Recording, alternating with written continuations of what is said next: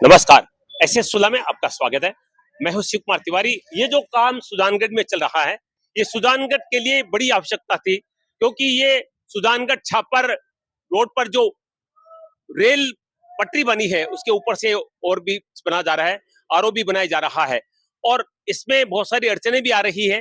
कुछ होटल्स वालों ने, कुछ समाजसेवी लोगों ने इसमें स्टे भी लगा रखा है, लेकिन कार्य तेजी से चल रहा है। लेकिन बड़ी समस्या क्या आ रही है, कोई भी आरओबी बनता है तो एक सर्विस सड़क बनाई जाती है ताकि वाहन उस सड़क से निकल सके। लेकिन ये आरओबी बन रहा है, न इस साइड में देखिए गाड़ियों की लाइनें लगी है, छोटे वाहन जा रहे हैं, बड़ी बसों पर प्रतिबंध है। न इधर सड़क बनाई गई है, ना इधर सड़क बनाई गई है और पुल बन रहा है। समस्या किन लोगों के लिए है, जो रात को देर रात्रि तक लंबे रूट की गाड़ियों से आते हैं, गंगानगर हनुमानगढ़ पंजाब से, और गाड़ियां 4 किलोमीटर दूर छापर बाईपास पे उतार के जाती है। अगर आपके साथ कोई महिला है, आपके साथ सामान है, तो आपको भारी परेशानी का सामना करना पड़ता है, लोगों को गाड़ियां बुलानी पड़ती है। लेकिन सुजानगढ़ के लोग गूंगे बहरे हैं, किसी समस्या पर बोलते नहीं है। आज तक एक बार हमने देखा आंदोलन हुआ जिले को लेकर और अशोक गहलोत को जिला घोषित करना पड़ा। ये दूसरी बात है, सरकार बदल गई, जिला नहीं बना, लेकिन आंदोलन का असर हुआ। लेकिन इस चीज को लेकर कोई आंदोलन नहीं देखिए, ये बस जा रही है, आप देख सकते हैं यहाँ पर। अब ये गाड़ियां आ रही है, अगर यहाँ पर पुलिस वाला है या ट्रैफिक वाला है तो इन पे जुर्माना भी लगाया जाता है। और कोई 1 नंबर फाटक से, कोई 2 नंबर से, कोई चांदबाग से निकल रहा है, यानी उधर के लोग भी शिकायत करें कि गाड़ियां इधर से नहीं निकालो, हमारी इंजन खराब होती है। तो कुल मिला के कहा जा सकता है कि सुजानगढ़ की समस्याएं कभी खत्म नहीं होती है। काम बड़ा अच्छा हो रहा है, लोग इंतजार करें कि कंप्लीट हो जाए पुलिया, उसके बाद में अगर ट्रेन आ भी जाए तो हमें इंतजार नहीं करना पड़े, क्योंकि लंबी लंबी कतारें लग जाती है और भारी परेशानी का सामना करना पड़ता है। आइए दिखाते हैं जहां पर बैरिकेड्स लगे हैं वहां पर क्या स्थिति है। सुजानगढ़ में सुजानगढ़ छापर रोड पर आरओबी का कार्य तेजी से चल रहा है।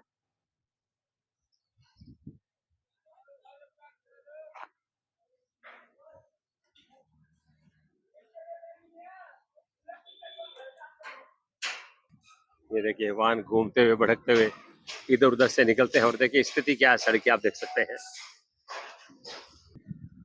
यहाँ पर एक सर्विस रोड होनी चाहिए थी, लेकिन आप देख रहे हैं कच्ची सड़क है। सुजानगढ़ छापर बाईपास पर है और गाड़ियां जो आती है वो बाईपास निकलती है। यहाँ पर मैं आपको बता दूं, देखिए बैरिकेड्स लगाए हैं, यहाँ से बसें नहीं निकल सकती है, यहाँ पर बसों का निकलना प्रतिबंधित है। ये देखिए कुछ गाड़ी वाले जो है वो इधर से निकलते हैं, देखिए ये बस जा रही है। लेकिन बस वालों का कहना है कि अगर ट्रैफिक वाले या कोई पुलिस अधिकारी देख लेता है तो हमारे ऊपर जुर्माना लगाया जाता है, क्योंकि इसको यहाँ पर बंद रखा है, रास्ता बंद है, पुल निर्माण कार्य प्रगति पर है। पुल निर्माण कार्य प्रगति है, लेकिन पुल निर्माण के दौरान सर्विस रोड बनाई जाती है और यहाँ पर स्टे के चलते ये सर्विस रोड नहीं बनी है और इसीलिए बसों को इधर से निकाला जा रहा है। जो कोई नलियाबाग से होकर निकलता है, कोई चांदबाग से निकलता है, कोई 1 नंबर या 2 नंबर फाटक से होकर निकलता है, यानी भारी समस्या है। उसके बाद बड़ी समस्या है कि रात को जो गाड़ियां गंगानगर हनुमानगढ़ से पंजाब साइड से आती है, भीलवाड़ा अजमेर की तरफ, जोधपुर की तरफ जाती है, उन गाड़ियों को यहीं पे रोक दिया जाता है और जो लोग सुजानगढ़ आने वाले होते हैं उनको यहाँ से 4 किलोमीटर रात को 1-2 बजे अपने परिवार के साथ घर जाना पड़ता है और ये बड़ी समस्या है। लेकिन आश्चर्य इस बात का है कि कोई इसका विरोध नहीं कर रहा है कि कोई तो रास्ता निकाला जाए, कहां से निकले, कैसे निकले। ये सीधी रोड है सुजानगढ़ जाने के लिए और इस पे आप देख रहे हैं दोनों गेट पर बैरिकेड्स हैं, बस निकल सकती है, लेकिन अगर कोई निकले और अगर ट्रैफिक वाले की नजर पड़ जाए तो फिर जुर्माने का प्रावधान है। जबकि होने चाहिए था कि आरओबी शुरू होने से पहले सर्विस रोड बनाई जाए, लेकिन ऐसा नहीं किया गया और गाड़ियां यहाँ रुकती है, यहाँ सवारियां उतार के जाती है, चाहे रात को 1 बजे या 2 बजे या 3 बजे। सुजानगढ़ बस स्टैंड से गाड़ी रवाना होती है, कोई 1 नंबर, कोई 2 नंबर, कोई 3 नंबर या कोई चांदबाग फाटक से निकलती है। ये देखिए, ये आप गाड़ी देख रहे हैं, सालासर लोखा देस्तों गाड़ी है। 1 मिनट आ गया है। ये जो गेट बंद किया गया है, बैरिकेड लगाया गया है, उसके बाद में आपको कितनी दिक्कत होती है, किधर से निकलते हैं आप? डेली 10 किलोमीटर का राउंड पड़ता है जी, घूम के आना पड़ता है हाँ, और हाँ। करीबन आधा घंटा लेट होती है डेली हमेशा गाड़ी। अच्छा, कोई जुर्माना भी लगाया जाता है, बताया जा रहा है अगर आप इधर से अगर निकल इससे जाए आ जाते हैं तो चालान करते हैं, 2000 रुपए का चालान है। 2000 में चालान काटा जाता है। हाँ। और अगर आपकी गाड़ियां लेट हो जाती है उसके बाद में भी तो आपको कोई दिक्कत आपकी होती है, सर्विस में आपस में बस वाले दौड़ करते हैं, हम यहाँ आपस में झगड़ा करते हैं, वो कहता वो तुम लेट हो गए, हम यहाँ में कहता मैं लेट हो गया। आप लोग बोलते क्यों नहीं? अगर आरओबी बनता है तो पहले सर्विस रोड बनाने का प्रावधान आपने मांग की कभी प्रशासन से, क्यों नहीं बनाया गया? बोला था वन वे कर दो, ये कह रहे उधर से जाना पड़ेगा, ये पुल बनेगा तब तक बंद ही रहेगा सारा रास्ता। सर्विस सड़क के लिए कोई आपकी यूनियन कोई मांग नहीं करती है? कोई आए बोलते थे, नहीं है? बोला था। कब कब बोला था? हमने तो एक बार फोन आया था हमारे पास कि हम लोक परिवहन वाले बोल रहे हैं, तो मैं जब आया तो कोई नहीं बोला उस समय। आपके पास नहीं तो करीब 10 बार बोल दिया इनको। देखिए डॉक्टर साहब, कितनी दिक्कत होती है आप बताइए। दिक्कत बहुत होती है, आपसी में बस वाले तो तुम्हें में करते हैं, फिर टाइम के विषय में सवारी भी नहीं मिलती है, फिर बोलते हैं तेज चलानी पड़ती है। तकलीफ ही तकलीफ है, फाटक बंद होता है, जाम लग जाता है, पूरा घूम के आना पड़ता है। तकलीफ ही है चारों तरफ से। अगर वन वे हो तो तकलीफ नहीं होगी। बहुत बड़ी समस्या है ये। और रात को जो लंबी दूर की गाड़ी आती है, सवारियों को इधर उतार के जाती है, हम ये भी देख रहे हैं। यो बाईपास ही उतारती है, वो अंदर नहीं जाती है, सारी बसें बंद ही रहती है। जो सुर जाती है वो बाहर वाली सारी बाईपास ही जाती है सारी बसें। आप सुन रहे हैं, बड़ी समस्या है। हर बस वाला इस समस्या से परेशान है, लेकिन न तो जनता बोल रही है न गाड़ियों वाले बोल रहे हैं। कल मैंने एक बस वाले से बातचीत की, उन्होंने कहा हमारे मालिक नहीं बोलिए तो हम तो क्या करें। और एकता जहां नहीं है वहां पर किसी समस्या का समाधान होता भी नहीं है। आरओबी का कार्य शुरू हुआ, 1 किलोमीटर के दायरे में बीच में आने वाले तमाम निर्माण, चाहे वो दुकानें थी या चाहे वो मैरिज गार्डन थे, सबको तोड़ा गया। जेसीबी का पंजा चला, पीला पंजा चला और सारे निर्माण ध्वस्त कर दिए गए। लेकिन 4-5 निर्माण अभी भी आप देख रहे हैं यहाँ पर, चाहे गांधी आश्रम की बात करें, खत्री होटल की बात करें, आगे एक और होटल आप देख रहे हैं उसकी बात करें, आगे बद्री मोदी का निर्माण है। ये 4-5 निर्माण ऐसे हैं जिनके कारण अभी जो कर्मचारी से हमने बातचीत की, उन्होंने कहा कि ये स्टे के कारण जो है वो सर्विस रोड नहीं बनाई गई है। यानी इन छोटे दुकानदार जिनकी दुकानें तोड़ी गई है, उनको ये बड़े निर्माण चिढ़ा रहे हैं कि देखिए हम लोग अभी भी खड़े हैं, हमने सुजानगढ़ के विकास को रोक दिया है और आप लोगों के निर्माण को तोड़ दिया गया है। लगभग 1 किलोमीटर का ये पुलिया बनेगा। होटल वालों ने तो अपने एसी भी उतार लिए हैं, गेट भी उतार रहे हैं, लेकिन ये स्टे है। खत्री होटल, चंदन पैलेस होटल और सामने दो तीन बिल्डिंग आप देख रहे हैं। इस साइड का कार्य भी शुरू भी नहीं हुआ है इन प्रतिष्ठानों के स्टे के चलते। छोटी मोटी दुकानों को तोड़ दिया गया, देख सकते हैं आप। मैं सुजानगढ़ के मुख्य बस स्टैंड पे पहुंच चुका हूं। एक समय ये बस स्टैंड बंद हो गया था, नया बस स्टैंड हुआ था, लेकिन मैंने पहले आपको कहा है कि सुजानगढ़ में कोई भी कार्य वो हो अच्छी तरह से नहीं होता है, उसपे कोई न कोई अड़चन पैदा हो जाती है। और ये बस स्टैंड दोबारा यहाँ इसलिए आया कि पुलिया का काम शुरू होते ही उधर से वाहनों का आवागमन बंद कर दिया गया। अब इन गाड़ियों को कोई 1 नंबर से, कोई 2 नंबर फाटक से, कोई चांदबाग से, यानी भटकते हुए निकलना पड़ रहा है। तो आगे आए। क्या नाम आपका? तो चलान भरे। चालान किस बात का होता बताइए? क्या गाड़ी 2 नंबर 3 नंबर क्यों आवे? अच्छा, 2 नंबर 3 नंबर अगर फाटक से निकलते हैं तो क्या करते तो हैं? चलान भर दे 20 रुपये का, तो गाड़ी का 2000 रुपया चलान कर दियो। 1000 रुपए का हाँ, चालान करते हैं। पिलानी हो करियो। अच्छा, आप किधर से निकलते हैं अभी? मैं तो 3 नंबर था। 3 नंबर से।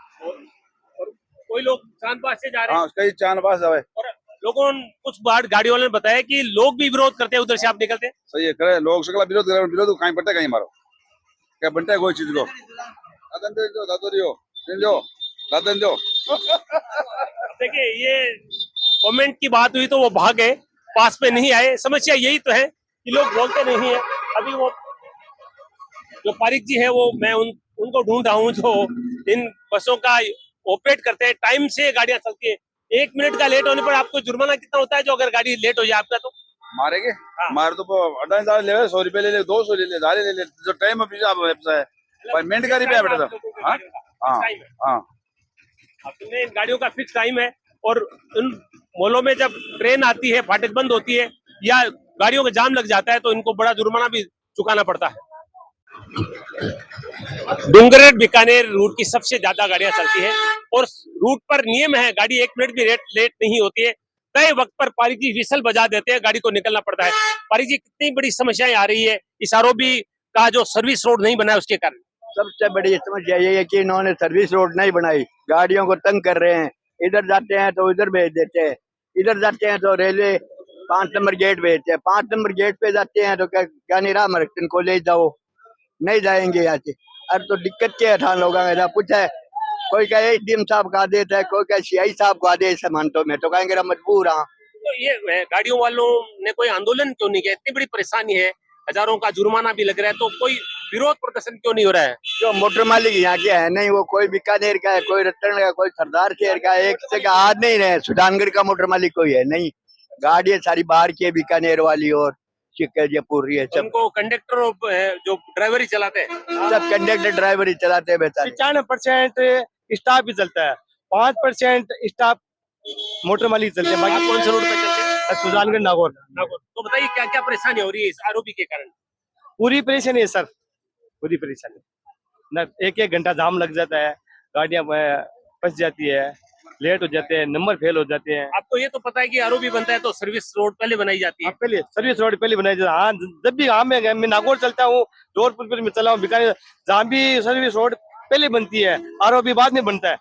तो यहाँ पर नहीं बनी, इसका विरोध क्यों नहीं करते गाड़ी वाले? तो सर बात यहाँ नहीं है, मोटर मालिक सारे बाहर के, यहाँ सुजानगढ़ में मोटर मालिक नहीं है, डीडवाड़ा का मोटर मालिक है, बीकानेर का है। परेशानी तो आप लोगों को होती है, चलाते तो आप तो हम तो स्टाफ, हम क्या करें, तो हम तो बोल देते हैं, जब वो बोलते हैं कि भाई मोटर मालिक सुजानगढ़ में नहीं है और हमें जाने के टाइम नहीं है, वो कर देंगे वो कर देंगे। ये समस्याएं हैं। तो आप देख रहे हैं गाड़ियां सब पुराने बस स्टैंड से अब चल रही है, लेकिन भटकना पड़ रहा है। कोई ज्ञानीराम हरिचंद कॉलेज से निकलता है, कोई 1 नंबर 2 नंबर 3 फाटक, कोई चांदबाग से निकलता है।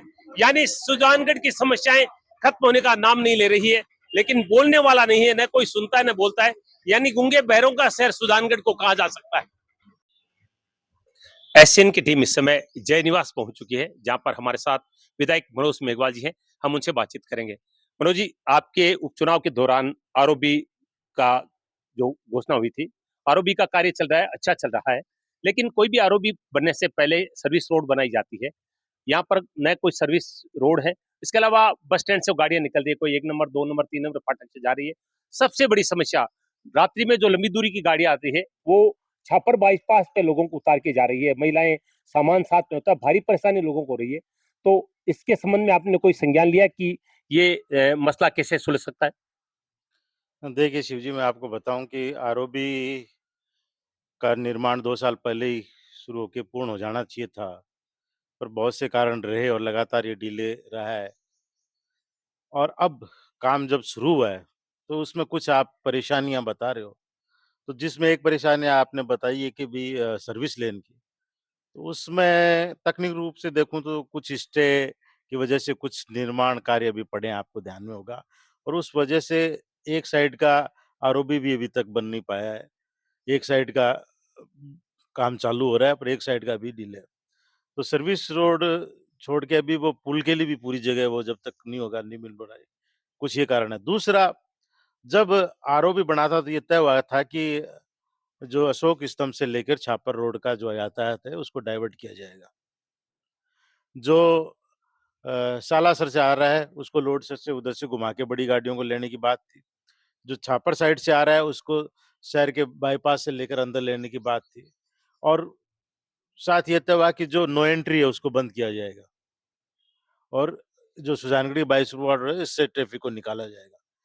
और उस हिसाब से व्यवस्था करने के लिए बात हुई थी, पर उसमें कहीं न कहीं ट्रैफिक के पुलिस की कमी से थोड़ी-सी दिक्कत है कि भी बड़ी गाड़ियाँ कई बार अंदर आ जाती हैं और वो ट्रैफिक जाम कर देती हैं। कुछ लोग शॉर्टकट करने के लिए अंदर से आ जाते हैं, वो भी हो जाता है। और कुछ जो व्यवस्था आरओबी को करनी चाहिए थी, वो कर नहीं पा रहे हैं और उस कारण से लोगों को समस्या हो रही है। तो ये तो प्रशासन को बैठकर, पीडब्ल्यूडी को बैठकर, दोनों को बैठकर इसका निस्तारण करना चाहिए। इसके लिए आपको तो मीटिंग करनी चाहिए, आप विधायक है, आपको अधिकारियों के साथ मीटिंग करके उसका कोई रास्ता निकालना चाहिए। बिल्कुल, मैंने बताया ना कि भी जिन बातों पर बात हुई थी उस समय चालू करने समय, तो उसमें नो एंट्री खोल के बाकी गाड़ियों को तो प्रवेश दे दिया। ट्रकों को रोकने की बात होगी, उनको भी रोक दिया, पर कहीं न कहीं छोटी गाड़ियों का और का ट्रैफिक अभी भी चल रहा है। लेकिन बनाने समय ये बात हुई थी कि चूँकि अभी जो स्टे है वो कुछ ही दिनों में टूट जाएगा और उसके बाद में व्यवस्था बन जाएगी। पर न वो निर्माण अभी टूटे पूरे और न वो व्यवस्था बनी। तो जैसा है वैसा ही चल रहा है। 1-2 बार बात भी हुई, पर वो कहीं न कहीं इसी बात पे पल्ला झाड़ लेते हैं कि बहुत बढ़िया है।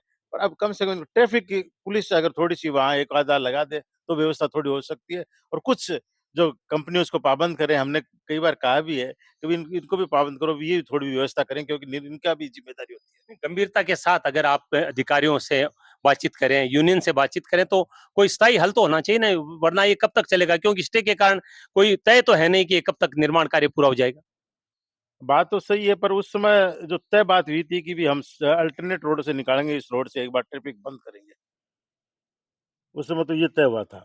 लेकिन अब क्या होना चाहिए आपके हिसाब से? म- आप इसका मेरे विकल्प क्या निकालेंगे? मेरे हिसाब से सबसे पहले तो जल्दी से जल्दी इसका जो बचा हुआ पोर्शन है उसका काम शुरू हो जाए, तो ये 2-3 महीने में व्यवस्था थोड़ी पटरी पे आ जाए। वरना तो एक साइड तो पूरी बंद ही है, उसकी वजह से आप देख रहे हैं, क्योंकि पहले तो उधर निर्माण कार्य शुरू होना है। पर हम फिर बात करेंगे भी कैसे करके इसका थोड़ा-सा सॉर्ट आउट करें कि जिससे और जो बाईपास का और का इसका ट्रैफिक है उसको थोड़ा सुगम बनाएँ, ताकि लोगों को ज़्यादा परेशानियाँ नहीं हो। सुजानगढ़ में ट्रैफिक व्यवस्था वैसे भी बहुत पेचीदा बन चुकी है। गाड़ियां लगातार बढ़ रही है, दुपहिया या चार पहिया वाहन लगातार बढ़ रहे हैं। तो एक मैं नगर परिषद गया तो वहां पर मैंने एक नक्शा देखा मास्टर प्लान का। मास्टर भोलाजी मेघवाल आपके पिताजी का भी एक सपना था कि मास्टर प्लान लगा जाए, लेकिन नहीं हो पाया। मैं चाहूंगा कि आपके कार्यकाल में कोई ऐसा काम हो जाए ताकि आपका भी नाम इतिहास में दर्ज हो जाए।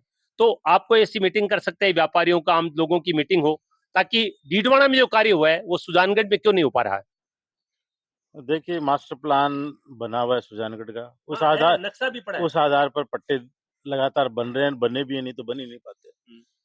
रही सवाल ट्रैफिक की और की व्यवस्था की, तो जो ट्रैफिक की जहाँ तक बात है कि जो थानों में और में जो नफरी स्वीकृत है इनकी, वो उस समय से स्वीकृत चले आ रही है कि जब इतना ट्रैफिक नहीं था, जब वाहनों का इतना लोड नहीं था। अब उसमें आज में सुजानगढ़ शहर के थाने में बहुत फ़र्क पड़ गया। ग्रामीण थानों में इतना फ़र्क नहीं है, या जो दूर-दराज के थाने हैं उनमें ये फ़र्क नहीं है। भैया सांडवा थाने में वहाँ ट्रैफिक का इंटरनल इश्यू नहीं है, हाईवे का इश्यू हो सकता है, अंदरूनी है। पर सुजानगढ़ में कानून व्यवस्था भी है, उनका रूटीन का काम भी करना है, प्लस ट्रैफिक की भी बहुत बड़ा है। उस हिसाब से हमने विधानसभा में मैंने 2-3 बार इस बात को उठाया है, मांग भी रखी है, सरकार से प्रश्न भी किया है कि यहाँ अलग से चाहे या तो ट्रैफिक थाना खोला जाए, यातायात थाना, या इन पदों को इतना भर दिया जाए की व्यवस्था हो जाए, या अतिरिक्त ट्रैफिक के लिए कुछ अतिरिक्त पद स्वीकृत करके उनको किया जाए। कुछ देखिए, मेरा मेरा सवाल ये है कि ट्रैफिक और पुलिस भी क्या कर सकती है? सड़कें इतनी चौड़ी है भी नहीं। अगर हम ये रामपुरिया कॉटेज की बात बात करें अस्पताल की तरफ से, हर समय आप कभी एक दिन सड़क पे खड़े होके देखिए, दिन में 10 बार अस्पताल के पास, गांधी चौक में, सिंह मंदिर के पास में इतने जाम लगते हैं। अगर कोई गंभीर स्थिति में निकलने वाला रोगी हो, तो मुझे लग रहा है कि वो तो मर ही जाए। ये तो अलग बात है कि यहाँ से तुरंत रेफर ही कर दिया जाता है, गंभीर रोगी सुजानगढ़ पहुँचता ही नहीं। देखिए, जो जिस एरिया की आप बात कर रहे हैं, वो सारा पुराना आबादी का शहर है, और जिस समय वो बसा हुआ है, उस समय मास्टर प्लान और जैसे नहीं, क्योंकि जो आप घंटाघर, रामपुरिया कॉटेज, हॉस्पिटल एरिया की बात कर रहे हैं, वो सारा एरिया उस समय बसा जब न तो ट्रैफिक था, न इस तरह की कोई इसीलिए तो हम व्यवस्थाएँ वर्तमान थे। की बात कर रहे हैं। वर्तमान की बात आप कर रहे हो। तो उस समय जो बात उसमें अब मास्टर प्लान में भी ये व्यवस्था है कि भी जो पुराने आबादी के शहर है, वहाँ 20 फुट का रास्ता तक भी अलाउड कर रखा है उन्होंने।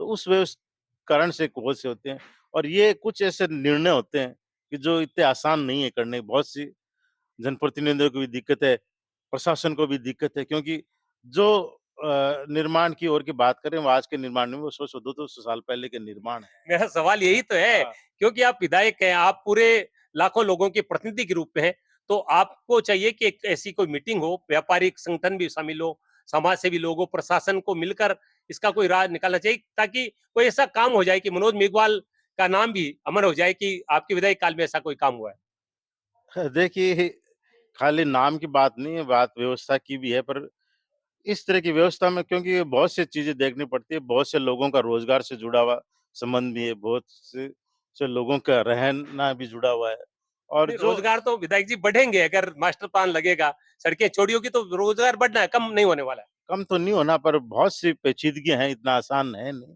और सबसे बड़ी दिक्कत कानूनी अड़चन आ जाती है, बार-बार इस तरह की कोई काम करता है। तो आप देखिए कि जिस आरओबी की आपने 2 मिनट पहले बात करी, वो आरओबी तो कागज़ों में पहले से 132 फुट है। जी। वो पहले स्टेट हाईवे का पार्ट है। उसको तोड़ने में भी कितनी दिक्कत प्रशासन को आ रही है। जबकि वहाँ तो दिक्कत इतनी आनी ही नहीं चाहिए थी। पर यहाँ तो मामला ही दूसरा है। इसलिए इतना आसान नहीं है बहुत से आसान कैसे बनाए? आपके हिसाब से आसान कैसे हो सकता है? क्या किया जा सकता है कि ये लोगों का सपना पूरा हो जाए? किस-किस की भूमिका इसमें होनी चाहिए? मेन तो भूमिका इसमें नगर परिषद की है कि भई वो प्रशासन की भी है। खाली एक नगर परिषद नहीं कर सकती, इसमें सारी एजेंसियाँ इन्वॉल्व होगी, तब हो। पर समस्या वही है कि जो इन्होंने बात कर रखी है कि भई जो 20 फुट की दे रखी है बात, कि भई अगर पुरानी आबादी है तो वहाँ 20 फुट है। 20 फुट अगर छोड़ने के बाद में भी क्या तो तोड़ोगे और क्या छोड़ोगे, वो बात है। तो 20 फुट का रास्ता होता कितना का है? इतना एक रास्ता होता है। तो फिर तोड़ने के लिए बचा ही क्या आपके पास में? फिर वो तो एक जब तक 40 फुट का रास्ता नहीं हो मुख्य बाज़ारों में तब तक व्यवस्था बन नहीं सकती। पर अब कहीं न कहीं कानून में भी बहुत सी पेचीदगियाँ हैं। इसलिए हाँ, अब वो 20 फुट से छोटा है और उसको तोड़ोगे, करोगे तो एक बहुत छोटा इश मामला है। क्योंकि आपको याद होगा कि मैंने प्रयास किया था 2022 या 23 के आस-पास जब मीणा जी उस समय कमिश्नर बन के आए थे, आयुक्त बन के आए थे। और हमने उस समय कोशिश करी कि भी एक बार इसका देखें क्या है। हमने सर्वे कराया, उसके बाद में चिन्हित किया और उसके बाद में हमने कोशिश करी। पर उसके बाद में उन्होंने बताया कि हम सिर्फ़ पुरानी आबादी में 20 फुट का रास्ता छोड़ के तक ले सकते हैं, नहीं तो वरना कोर्ट कचहरी का रोड का मामला आएगा। वहाँ हम 30 से 40 फुट तक जा नहीं सकते।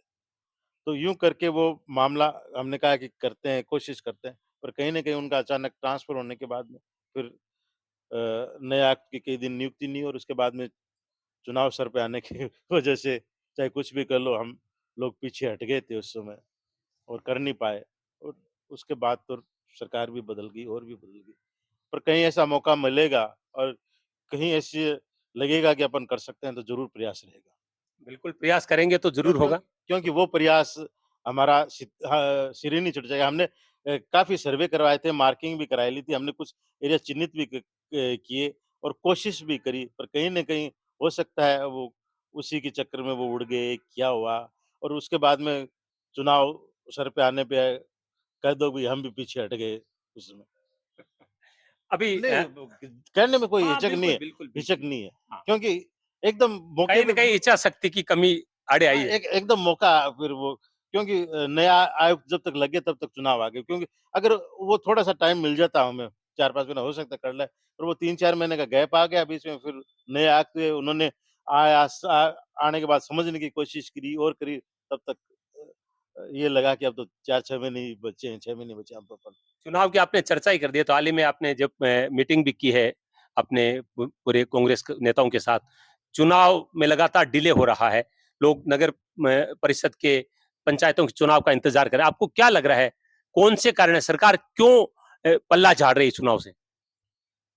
देखिए इसके राजनीतिक कारण बताऊँ राजनीतिक कारण 2-3 है कि सरकार का प्रयास ये है कि किस तरह से हम नगर निकाय और पंचायत राज संस्थाओं के चुनाव कराएँ कि जिससे हम लोग आसानी से जीत सकें। उसकी व्यवस्था करने के लिए उन्होंने सबसे पहले बिना जनगणना हुए डिलिमिटेशन किया जबकि हमेशा डिलिमिटेशन जनगणना के बाद होता है नगर निकाय और पंचायत राज के आज तक 70 साल के बाद में ये है कि जनगणना होती है उसके बाद में डिलिमिटेशन का।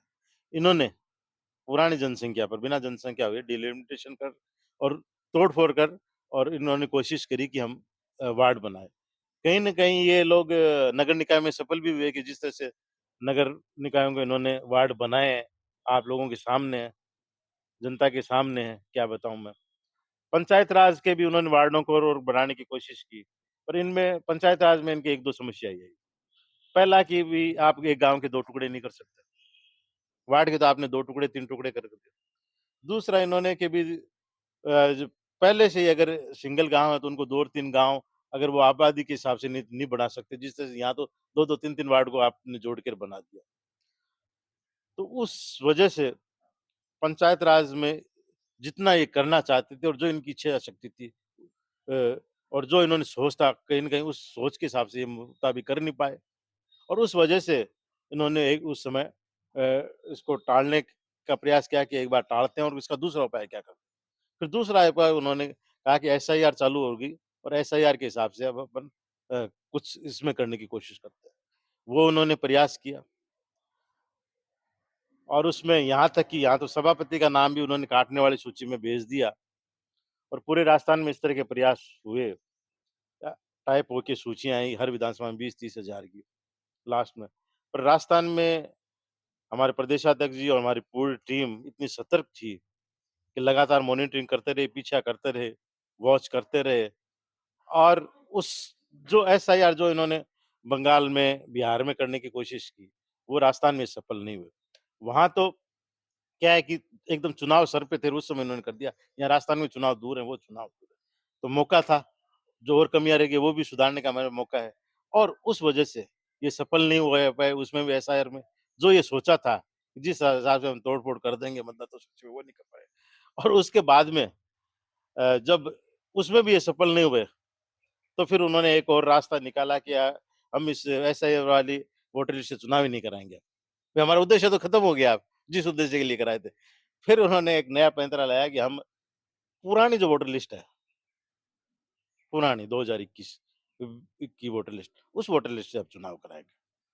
तो अब उन्होंने जो वार्ड और का जो वोटर लिस्ट जो चल रही है, वो 2021 से उन्होंने बना के और उस हिसाब से कर रहे हैं।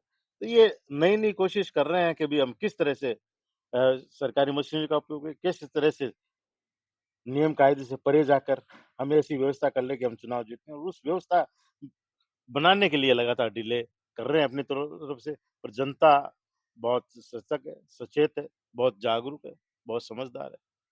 क्या इनके आंदोलन मन करने वाले हैं इसको लेकर आप, क्योंकि हाल में मीटिंग भी की शुरू है आपने? देखिए पिछले 1 अप्रैल से लगातार इस तरह के कार्यक्रम हो रहे हैं जिसमें हमारे नाम दिया है इसका संगठन बढ़ाओ, लोकतंत्र बचाओ, नगर निकाय पंचायत राज चुनाव कराओ। कि हम हमारा संगठन अब ग्रामीण स्तर पर पंचायत लेवल पर हम बना रहे हैं और शहरी स्तर पर वार्ड लेवल पर बना रहे हैं। कि हर वार्ड में हर वार्ड अध्यक्ष होगा और उसकी कार्यकारिणी, हर पंचायत में हर पंचायत अध्यक्ष होगा और कार्यकारिणी। ताकि उस लेवल पर जाकर और इनकी जो बात है उनको हम पहुँचा सकें, वहाँ तक कर सकें ताकि इनके मंसूबे वो हम कर पाएँ और प्रदेश स्तर पर लगातार इस तरह के सम्मेलन और इस तरह के हो रहे हैं। हमने सुजानगढ़ में भी 20 दिन पहले हमारा कार्यक्रम हुआ, फतेहपुर के साथ चूरू में हुआ, पूरे राजस्थान में लगातार हो रहा है। बड़ी सभाएँ भी हो रही हैं और एक प्रदेश स्तर पर पूरा ये अभियान चल रहा है कि संगठन बढ़ाओ, लोकतंत्र बचाओ। बहुत बहुत धन्यवाद। बातचीत के लिए थे विधायक मनोज मेघवाल। मुख्य रूप से आज हमारा मुद्दा था कि आरओबी के दोनों तरफ जो सर्विस रोड बननी चाहिए वो नहीं बनी है, तो और साथ में सुजानगढ़ में मास्टर प्लान लगे ताकि लोगों की परेशानी खत्म हो जाए। लेकिन विधायक जी के अनुसार बड़ी पेचीदगी है, यानी कहीं न कहीं प्रशासन और जनप्रतिनिधि, चाहे हम विधायक की बात करें, सब लाचार नजर आ रहे हैं। मुझे लग रहा है कि सुजानगढ़ की जनता को कोई बड़ा आंदोलन करके इन मामलों को लेकर कुछ ऐसा करना होगा ताकि प्रशासन या आला कमान तक बात पहुंचे और सुजानगढ़ की बड़ी समस्या से लोगों को राहत मिल सके। ऐसे सुलह के लिए मैं शिव कुमार तिवारी, अपने सहयोगी विवेक तिवारी के साथ आप सबका धन्यवाद। नमस्कार।